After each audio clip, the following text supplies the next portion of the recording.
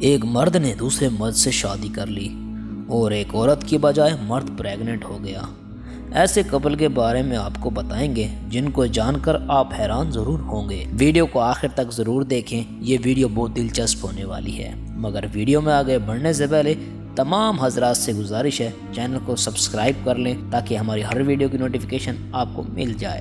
جی ہاں دوستو، یہ بالکل فری ہے۔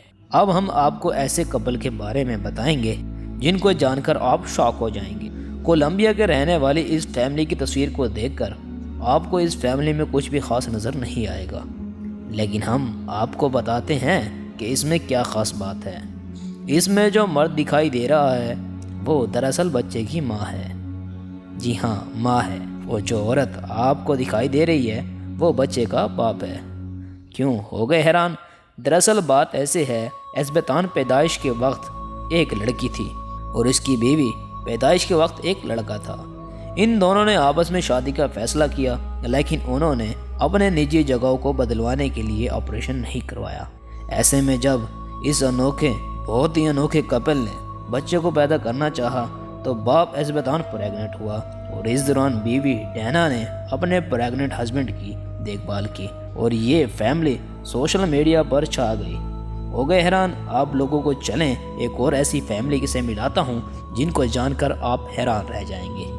6 ستمبر 2018 بھارت کے سپریم کورٹ نے ایک تاریخی فیصلہ سناتے ہوئے ناجائز تعلق کو گناہ سے ہٹا دیا تھا۔ اس فیصلے کو سن کر پونے کے رہنے والے گے کپل سمیر اور امت کوکلے کی خوشی کا کوئی ٹھکانہ نہیں رہا، کیونکہ یہ پہلے سے شادی شدہ تھے اور ان دو مردوں نے ایک دوسرے سے شادی کی تھی۔ جی ہاں دوستو، امریکہ میں رہتے وقت ایک online dating website کے ذریعے سمیر اور امت کی ملاقات ہوئی تھی۔ ان کے اس پیار کی کہانی پروان چڑھی اور پھر انہیں جلد ہی سمجھ آ گیا کہ یہ ایک دوسرے کے بنا نہیں رہ سکتے۔ حالانکہ ان دونوں کے لیے اپنے خاندان والوں کو اپنے اس رشتے کے بارے میں سمجھانا آسان نہیں تھا۔ سال 2014 کے دوران امریکہ میں LGBT شادیوں کو اجازت ملی تھی، اس لیے انہوں نے وہاں رہتے ہوئے وہاں کے قانونی طریقے سے شادی کی۔ تو دوستو، کیسے لگے آپ کو یہ کپلز؟ ہمیں کامنٹ کر کے ضرور بتائیں۔ ویڈیو پسند آئی تو ویڈیو کو لائک کر لیں، چینل کو سبسکرائب کر لیں۔ شکریہ۔